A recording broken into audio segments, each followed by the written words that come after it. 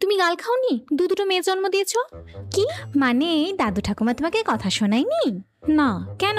একটা ছেলে নিতে পারোনি? প্রত্যেক বছর ভাই ফোঁটা রাখি কিছুই সেলিব্রেট হয় না, কাকে দেবো ফোঁটা? মন খারাপ হয় না আমার? ঢং, এত মন খারাপের কি আছে? এত যখন ফোঁটা দেবার শখ, দিদিকে দিয়ে দিস ফোঁটা। দিদিকেই দিস ফোঁটা?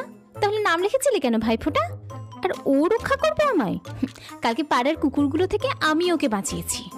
বিশ্বাস করো মা, এত নেকি মেয়ে না আমি আমার জীবনে দেখিনি। তোমার বড় মেয়েটা না দিন দিন যেন পাপা কি পারি হয়ে যাচ্ছে। তো আমি কি করব বল? উফ, যা না, আমাকে কাজ করতে দে তো। তুমি কি বুঝবে? তোমার তো ভাই আছে, প্রত্যেক বছর কি সুন্দর ফোঁটাও দিচ্ছ। আর একটা মাত্র পিসির ছেলে ছিল, তাদের সঙ্গে নাকি সম্পর্ক নেই। বাহ, ভালো লাগে বলো? তো আমাকে কি শোনাচ্ছিস? বাবাকে গিয়ে বল। কি জানি বাবা এদের সম্পর্ক, আজকে ঝগড়া, একদম মুখ দেখা দেখি বন্ধ, আবার কালকে দেখবি একদম গলায় গলায় সুখ। পারেও বটে সব। ধুর, তখন কি আর ভাইফোঁটা থাকবে বলো? তোকে আর ফোঁটা দিতে হবে না, বিরক্ত করে খায় আমায়। আচ্ছা শোনো না মা। শুনছি। একটা কথা বলি। বাবাকে বলো না, একটা ভাই নেব। কি?